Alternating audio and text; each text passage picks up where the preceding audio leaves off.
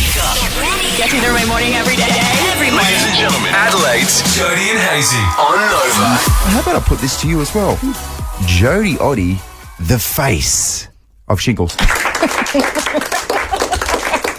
How's that sit with you? It's funny you should mention that because in between lying on the couch yesterday, I had to go and get some groceries and I was in Coles at the Avenues, of course, as I always am, and a random stranger came up and she goes, "Oh my God, I just read the article about you and I've just booked my shingles shot." There you go. You are the example. Yeah, someone came up to my husband and was like, "Oh, please thank Jodie for making the shingles vaccine free." You're a trailblazer. You're a trailblazer in the shingles space. Everywhere I went yesterday, people were like, "Oh, how is your shingles?" And I was like, "Oh, just showing rant." Like, why am I discussing my medical condition with every stranger on the street? It was very bizarre. Yeah, see, I'm taking calls and I'm seeing people who are like, "How's Jodie?" Oh. I'm like, "Get out of my face." I might have it now. Well, it reminded me of a situation on Friends, one of my favourite episodes, where, can you remember Joey became the poster child for venereal disease? So there were all these posters around New York City of Joey.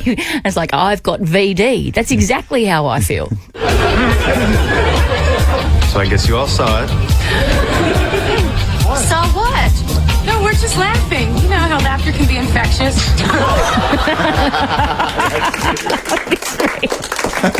Oh, God. You know that next time you go to Avenues, there she is. That's the shingles girl. That's the shingles lady. Shingles girl. She's coming. She's coming. Don't touch her. Actually, there was an article in the Daily Mail and someone commented on it. I said it through to you yesterday. And it was a guy saying, because in the article it was like, you know, she was seen lounging by the pool and hanging out in sports bars. And someone wrote underneath it, "Are you sure her husband was hanging out in a sports bar?" Let's talk about tipping, shall we? Yes. A tip jar has been spotted inside a Sydney KFC. I said KFC. What? Sparking heated debate online about US tipping culture creeping into Australia. What? It's always been known, as we know, in America versus Australia, because in America, $10 an hour they get paid in hospitality. Are you kidding? So they rely on tips to get by, versus in Australia, the minimum wage for hospitality is $21. Okay. So it's not quite as expected. But in particular with fast food restaurants, where you're there for the food. You're not there for the experience. Yes. A tip jar? Yeah. At a KFC? Oh, I'm not sure about this. But also, it's a multi-million-dollar company. My argument would be pay them more. 100%. So why is the onus on the customer to supplement their wage? Shouldn't KFC just be paying them more money? And I get the spokesman from KFC saying, have you seen the way they go about it sometimes? I get that, and I agree, but maybe pay them more. Yeah. Also, I digress. KFC, best chips on the planet. Yes, 100%. 100%. I think that's what we can so safely agree on. Somewhere in between. Not too big, not too small. Somewhere in between the medium cut fries. Oh, my God. Seasoned to perfection. What about when you've had a few beers the next day? KFC chips. Oh! Even when they're a little bit soggy and a little bit floppy. Who cares? Still hit beautifully. Yeah. I don't tip. Don't you? And I think the main reason I don't tip is because I don't pay cash. I haven't paid for anything in cash for years and years and years. So to talk to someone about rearranging a tip in the form of FPOS, I don't have the capabilities. No, that's too awkward for me. It's a bit I'm strange. out of there. I'm already in my car. I've just been to Bali, so we've been tipping like mofos. Yes, as in tipping for or against, because there's a mix of tipping when you go out for food versus bartering for ridiculous items well, that's for people true. that you shouldn't be bartering with. But when you take money out in Bali, if you take $1 million rupiah, which is only really $100, you feel like a besquillionaire. Remember I sent a photo of my husband with all the rupiah laid out on the bed too? And Greg was doing a rupiah angel. They're eating the dogs. They're eating the cats. They're eating the pets of the people who live there. So yesterday we spoke about how this outrageous statement from Trump has gone viral in the form now of a song. And just how clever people are now of turning something which is usually idiotic, Yeah. into an absolute banger. Really innocuous phrases that can turn into a viral sensation. Yeah. It's amazing. It's incredible. I feel like it's coming back as well. This was a huge thing, I think, when everyone was first getting on YouTube and whatever. Yeah. Which our listeners very much reminded us of yesterday. We got some epic texts and DMs of ones that we missed. This is not a good one. Antoine Dodson. Oh, Do you yes. remember that? What an absolute hero. So for those who are like, who's this guy? He did a particular interview from the projects in America to a news outlet about an incident that occurred involving his sister. Yep. And it's the most raw, outrageous interview that you've ever seen in your life. And Yeah. the good folks of the internet got hold of it, Yes. turned it into a viral song. You don't have to call and confess. We looking for you. We gon' find you. We gon' find you. You can run and tell that. Run and tell that. Run and tell that. Homeboy. Homeboy. With a whole heap of auto-tune. I reckon I knew the words to that before the Australian anthem as a kid. Like, this thing was everywhere. And so that was him in an interview threatening to come and find someone who'd broken into their house. Yes. Yes. Right, okay. Yeah, absolutely. Yeah. Right, welcome to the And- program, Jodie. I mean, Antoine really delivered a heartfelt, strong, stern message straight down the camera. It's quite engaging. You need to watch it, Joes. Okay. It's so iconic. All right. And then Link Chandler on Instagram sent us a message saying, guys, man in finance. Oh, yes. Looking for a man in finance. Husband. 6'5", blue eyes. Finance. Husband. 6'5", blue eyes. Finance. This actually did really Goes well, off. didn't it? I've heard it in clubs. It's so good. As it should be. Who's this chick then? So she's a TikToker. And she was like, someone make this a song, and then she just said it, and here we are. Right. So she started off just by saying, oh, here's a banger. She was like, here's an idea. here's an idea. I'm looking for this. And then someone was like, hold my beer. And this is what we got. It's pretty good. The process seems really, really easy to me. So I can guarantee you that I could take a phrase, any old phrase that was said in this studio. In this case, it was something that you said yesterday, and turn it into a viral TikTok sensation. Oh, right. Okay. All right. So I push the buttons here. I'm guessing that that's what this random pink button is. Go on then. Okay, here we go. Ah, yes. Inject me with that sweet, sweet humorous serum. Straight in my bottom. Inject me with that sweet, sweet humorous serum. Everyone's got their preferences. Well done. Well done. I appreciate that. Good stuff, Jodie, Jones. that's Watch great. that go off on the internet. There you go, Jones. It's gone by. You are back from Bali. We had some fun yesterday with one of your fellow gym goers in Bali. Yeah, I was explaining that I was on a treadmill and there was a couple up from me, and like real tanned and tattoos and everything, and he was singing out loud, which is not something that I would recommend in the gym. First red flag right there. Yeah. Anyway, so he was giving it a bit of, can I say this? He was going, bad bitch like this. And I was like, whoa, that's some real hardcore rap that this guy's Aggressive. into. It was like so aggressive.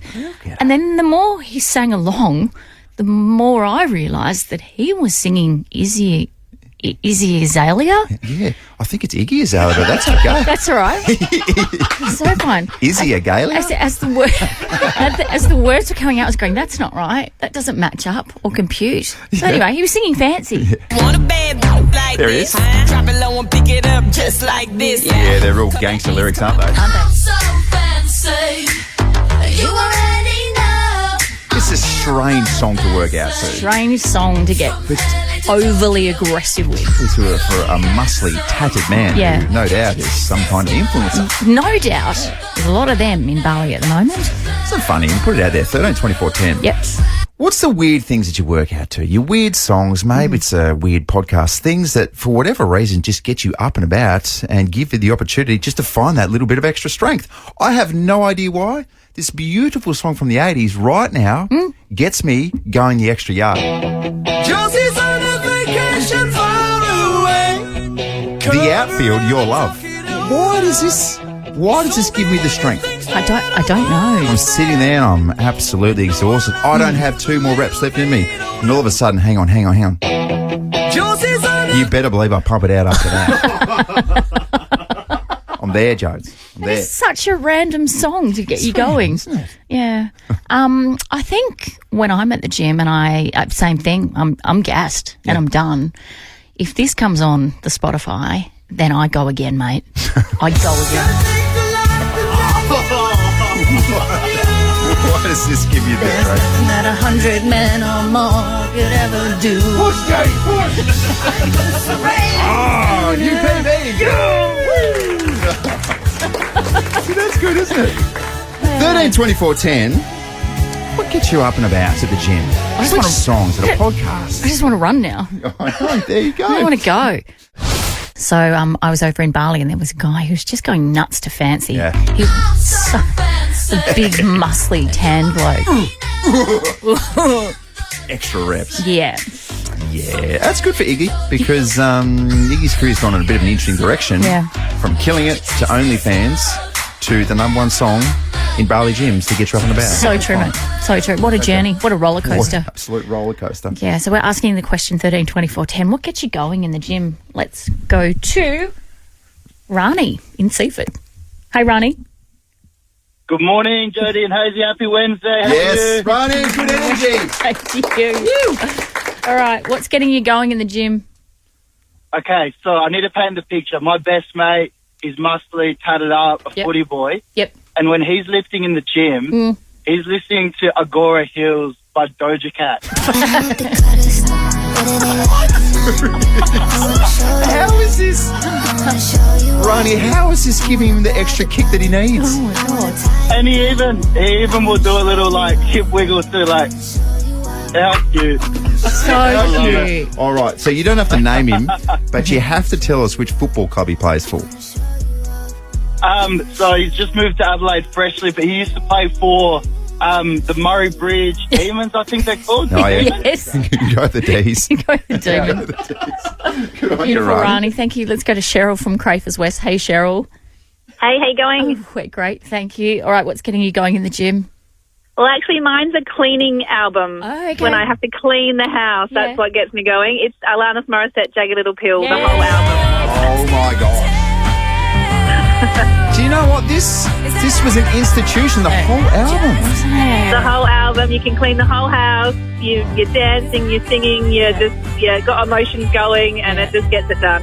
100%. You got Hand in My Pocket, you got this.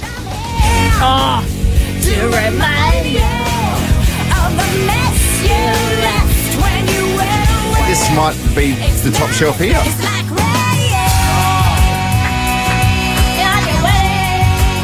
Cheryl, I'm cleaning right now as we speak. What is going I know, on? he's scrubbing the floor. The floors are done. Oh, whoa. This is outrageous. That's got all the feels. Very good. Cheryl, you still there? Cheryl, have you got an ex that you're mad at? Probably a couple, but I just love the album. Actually, we went to see the cover band at the Gov not long ago, and it was amazing. Really? So, there was they did the full album, and it was just awesome. There's so an Alanis cover band. Who knew? What are they called? yeah, Cheryl. I can't remember the name, but they were awesome. So, and then they come next time. You got to get there. It's a great vibe. Yeah, right. That's cool. Okay. Who saw that coming? Bloody hell, the studio's never been so clean. Oh, no, it's unbelievable. 13, 24, 10, the weird things that you work out to. Thank you so much for the call, Cheryl, on the standby list for Olivia Rodrigo in Melbourne, flights and accommodation. We'll take more calls next. Yeah. This is good. Fun. Almost like a little bit of a trip down memory lane there. The weird things that you work out to doesn't have to be music as well. No. Could be a strange podcast. What's the weird songs, maybe the weird podcast that get you up and about in the gym? Yeah. Let's go to Matthew from McLaren Flat. Good morning. Morning, guys. Okay, what are you listening to in the gym just to really get you going? Well, I jump on my exercise bike, put headphones on, and then crank up Crime Junkie podcast. Yes. See, that's a thing. Junkie podcast. The crime podcast, everyone's into it at the moment, Matthew. And what is it? How does that possibly fire you up? I'm not sure. It's just relaxing while I'm working out. Relaxing. So here's another question. Wait. How does that relax you, Matthew? What's really going on inside there? I know. Well, it's generally after I finish work, I go to work out. So Yeah. Yeah, right. So, Matthew, listening to people being murdered and killed makes you feel at ease? And you just wonder, Matthew, what's going on at your workplace? Yeah. That you're listening to crime podcasts and that's relaxing you after a hard day at work. yeah. Thank you so much, mate. Let's go to Natalie from Semaphore. What's getting you up and about in the gym, Nat? Not giving in by Rudimental. the Port yes. Adelaide song. Yes, beautiful. Yes, definitely. Not only for that reason. Say that again. Not only for that reason, because I'm a mad Port supporter. Yeah. And last time it was devastating. Yes. But because every time I'm on the treadmill, I have this weird thing at the gym where I can't stop unless I'm on exactly like 2, 3, 4Ks, like even if I'm a few, like if I'm a little bit off. Yeah. So I always put the song on at the end and then it just gets you over. Oh my God. You're like, I'm gassed. I need something. And all of a sudden... Natalie's found a bit. Yeah. Oh, Natalie, I love that I found a fellow OCD person that can't stop unless you're on like an even number. I have to keep going. So much. Nat, do you know what I'll do at the gym? If I haven't done enough steps, I'll walk around the car park until I hit like 10,000. Yeah. So I'm so what? weird. I probably would do that too. Yeah. Oh, nice, Nat. Thank you so much. Good on you, Nats. 13 worries. 24 10. Can continue the calls to send us a text 0400 919 at 919. What the fork? What the fork? What the fork is happening? Let's do this. What the fork ruined your holiday? Okay, so obviously the shingles have been well documented. Yes, yeah, really, not just by us, by several platforms. Yes. It made the Daily Mail. Yay! Oh, it's been a hot minute. Yeah. It's been a hot minute in between Daily Mail articles. But there was something else that happened on the Bali holiday that probably, in terms of feeling uncomfortable, superseded the shingles. How is this even possible? Okay, when you've literally explained that getting shingles is more painful than childbirth. Yeah, and everybody agrees with you as well. All the women that have had that and also given childbirth are like, yeah, Jodie, spot on. Yeah, okay. But there was a moment midweek when my husband and I were sitting at a beach club and my stomach started to go, oh, I don't know how I'm feeling here. Like this?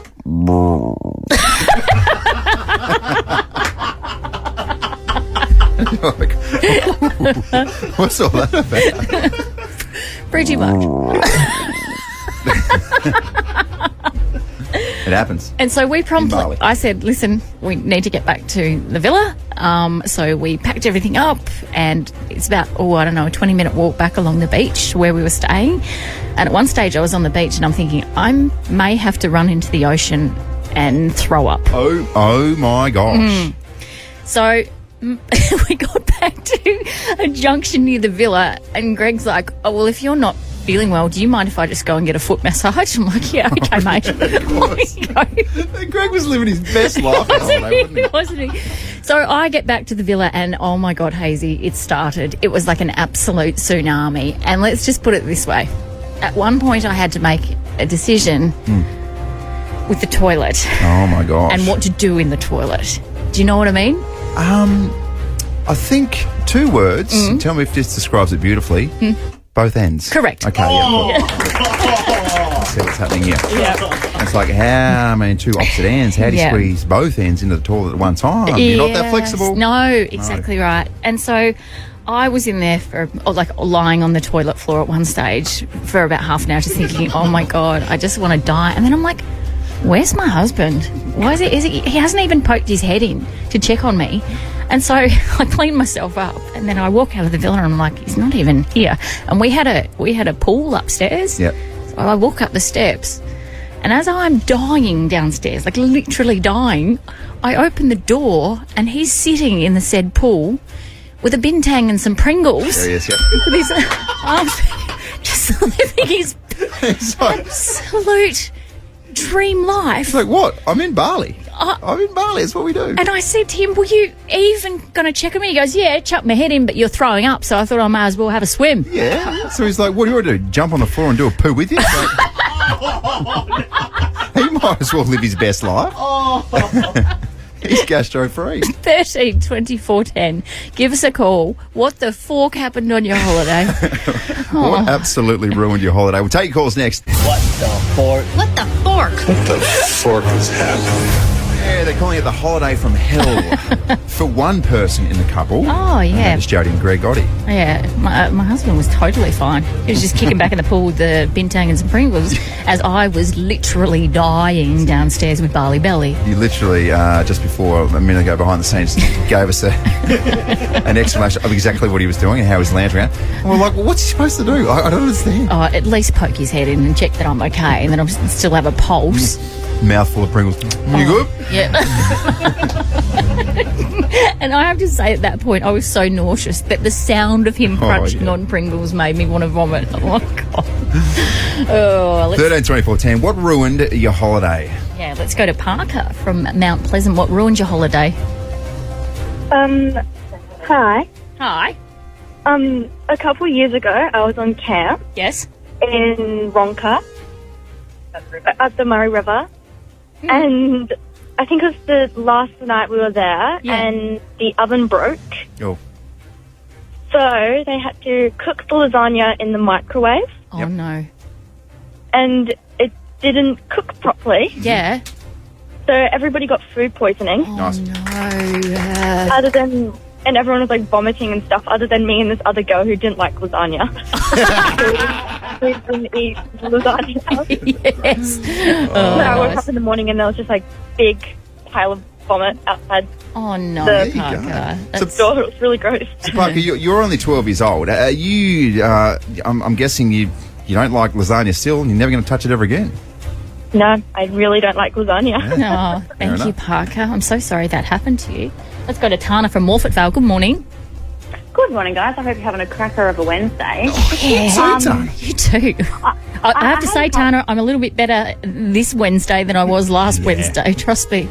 Well, you know what? I totally relate. I know you probably heard it a lot. I also had it when I was a little bit younger, but a few years back. But yeah, I thought I was going to die, and I wanted to die. So yeah, relate. So I have a couple. So we went to Thailand, and I sported on this beautiful bikini. I lost like 30 kilos. My friend was getting married. It was a beautiful time. Yeah. And then I had a gallbladder attack. What? Yeah, so my gallbladder was like TMI to the radio, but just between you and me. It was like popping out these little gallstones, and they were going through my digestive system. So it felt like my whole chest, like somebody was sitting on my chest. And then when I got home, I had to have it surgically removed. But the worst part was because I was in my 20s, living my best life. We travelled for a once every 4 years full moon party on one of the islands, and I had to miss it because I was in my bed crying, like in the fetal position. But then the better one of my two stories was I also had a situation on a cruise ship where it was coming out both ends. Yep. Unfortunately, which made me regrettably late to my own proposal. Oh, there we go. That's good. Oh, no. My husband was waiting on the cruise ship, on the deck, waiting for me, rings, signs, will you marry me, all of my friends, and then I was just like, sorry. Oh, my God. Yes. So you got it done, though, in the end. Make the sound that Tana was making. Yeah, your stomach was going... And you're like, oh, not today. Not right now. Not right now. Oh, good stuff, Tana. Yeah, goodness, poor Tana. On the standby list for Olivia Rodrigo. Let's keep these calls going. Sure. What the fork? What ruined your holiday? Give us a call. We'll take calls next. 13 24 10. What the fork? What the fork? What the fork is happening? Yes. What the fork ruined the holiday is the question we're asking on 13 24 10 this morning. So not only did I get shingles overseas, but I also got a real decent bout of Bali belly. Yeah, you really copped it. So based on that as well, do you reckon you'll ever go back to Bali? I'm going to say no at this point. As the scabs evolve on my neck, it's probably a bit too raw to contemplate going back. I guess Greg's going by himself. 13 24 10, we're taking your calls. What the fork ruined the holiday? Let's go to Evie from Belair. Good morning. Good morning. Oh, Evie, how old are you? I'm 10. You're 10. What happened on the holiday? Well, I was at Birds Bay and I had really, really bad gastro. Yeah. And I was vomiting and there was no showers there either. Oh, no. And we were four-wheel driving as well, and it was just rocking back and forth. And I was I got, sorry, I had to go to the toilet in the bush. Oh, no. Oh, my God. Oh, that sucks, Evie. Tell you what. Evie. And I had it for a couple of days as well. Oh, no. Evie, did you at least have some toilet paper in the bush? Yes, I did. Oh, okay, that's good. Oh, no, that's actually a good thing. Yeah. Oh, thank you for that story, Evie. Thank you, Evie. Bless you. Oh, as a kid, that's the worst. It's feeling sick in the back of a four-wheel drive. Four-wheel driving, bouncing up and down like she's in a blender. Vanessa from Salisbury Plains. Good morning. Hello, how are you? Good. What the fork ruined the holiday? Well, I have my daughter here with me. Yeah. So it happened to her just recently in Kangaroo Island. So we found like purple spots on her legs. So we thought it was meningococcal. Yeah. So we had to take her to the hospital, and then she had blood tests and urine tests. She fainted. But yeah, ended up being RSP. Oh, yes. So, so that was very uncommon. So yes, we spent the first day. That's the first day we got there. In the hospital. What's that? RSV. Yeah. Oh. It's like a virus, isn't it? RSP, so it's like, I don't know what the actual name is, but the blood vessels are bursting in her under her skin. Oh, gosh. Ouch. Yeah, so yeah. That sounds painful. So yeah, it's not good. So yeah, they had to obviously test for blood in places and... Yeah. Yeah, so she doesn't have any of that, but... Yeah. Not going back to Kangaroo Island anytime soon either. Probably not. No. Look, we'll veer off in a different direction with Leah next, but I think there's a bit of a common theme last two calls. Kids, I'll just say kids. Yeah. They can be handbrakes. Yes, they can. Handbrakes, particularly on holiday. Correct. Leah from Mount Barker, good morning. Hi, how are you? Hi. What the fork ruined the holiday? Well, we just got engaged in Spain. We went to Paris. We were climbing up the Eiffel Tower, and my partner was like, I'm not feeling too well. Yeah. I'm like, okay. He's like, so you need to go a little bit quicker up these stairs. Yeah. So he's like, quick. And he said, I've never been so thankful to see a toilet in my life at the top of the Eiffel Tower. Oh, my God. So we were stuck at the top of the Eiffel Tower while he was indisposed. And then we got back to the hotel and he was so sick and couldn't get out of bed for 24 hours. And then when we got home, they did testing and it turns out the food poisoning he caught normally only found in third world countries, so they had to report it to the World Health Organization. So, and he lost 14 kilos in 2 weeks. Wow. Oh, my gosh. It knocked him. Yeah, he could not eat or drink anything for 2 weeks. It was so bad. And he still suffers now, 5 years later. Leah, having just been in that position, gastro in the confines of a hotel room, it ain't good. Yes. There is nowhere to go. But also, Leah, I mean, having a bit of an episode on top of the Eiffel Tower, both ends, and it rains down on the streets of Paris, it's not a good thing. And the follow-up from that is all the issues with the Seine River and the triathletes. I know. And that's thanks to your husband, Leah. Certainly wasn't in the opening ceremony, was it? Hey, Leah, thank you so much for your call. You're on the standby list for Olivia Rodrigo. Can we send you off to the Adelaide 36ers as well? Oh, yeah, sure. Thank you. That'd be lovely. Great little night out. Adelaide 36ers be the South East Melbourne Phoenix on Thursday, October 3rd. Be part of the action all in for NBL 25. Get your tickets now at Ticketek. Mm-hmm. Oh, Jodie, you've had quite the journey. Just never go on holidays again, No, okay? I don't think I will. Never go on holidays again. Well, this is one of our favourite humans who we like to have a chat with on Jodie and Hazy. She is the star of tonight's episode of Thank God You're Here on the beautiful Tent Network. And she's also the host of The Cheap Seat. Say good morning to Melanie Bracewell. Hey. Wow. Hi. I've never heard it described as the beautiful Tent Network. I say it every... You're a corporate darling. Yeah. I only say it because I'm a part of it, and I also live in fear of ending up on your show. Oh, no. We love you on our show. It's all in good fun. Oh, goodness me. Thank God you're here. What a cracking show it is.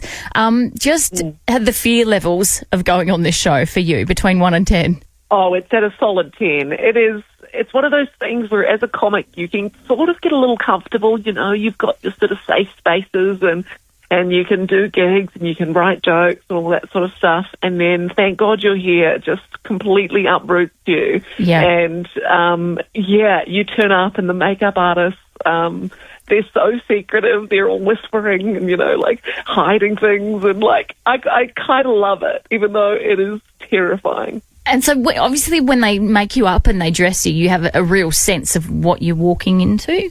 Sometimes, but then sometimes I feel like they try and trick you. So you think you're going to come in as one thing, and then it's completely different from what you imagine. I remember one of the old episodes, and I think Hamish Blake talked about it, how he was dressed up like a tennis player. And he's like, okay, I'm going to be at like the Australian Open. Yep. And then before he walked on, they splashed blood all over him, and he was arriving in heaven. So it's like, always try and stay. Mel, so you go from that where you are under pressure and potentially look like an idiot to making other people, exposing them for their idiot behaviour. The cheap seats, this is an institution. Like, are you surprised that I'm sure that people would be getting in contact with you guys so much saying, hey, I've got something for you? Yes, we do get that a little bit. We've got our spies all across Australia. But, Tim and I watch a lot. We're always watching. We're sort of like the big brother of the media landscape. So, yeah, we have our little ways of finding things. But a lot of the time we are not trying to take the piss out of you guys as journalists. We are taking the piss out of the media landscape in general, I think. How it's like, you have to do it. I mean, there are big world events, and then you do have to interview a cow and ask if it's been doing a lot of poop lately. Like it's all part of the media system, and we like to sort of put all those things together. I love how it's a genuine badge of honour now. So if you make the cheap seats, well done. That's like good stuff. There's a few people that are have been really excited to be Reporter of the Week, or they've been mad at us because they were like, hey, last week I jumped off a building and I didn't get Reporter of the Week. I'm furious. So it's interesting.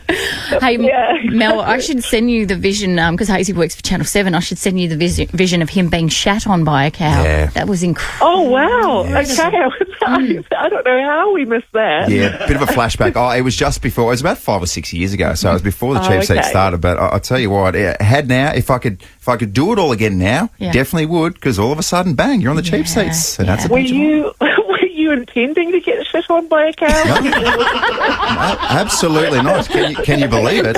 No, I was trying to milk the cow. Saying I'll do it again. The whole thing was planned. It's a pretty perfectly trained cow. Mel, thank you so much for having a chat with us this morning. All the best on Thank God You're Here, and as always, the cheap seats, an absolute institution, as Hazy said. Thank you so much. Thanks so much. Cheers, guys.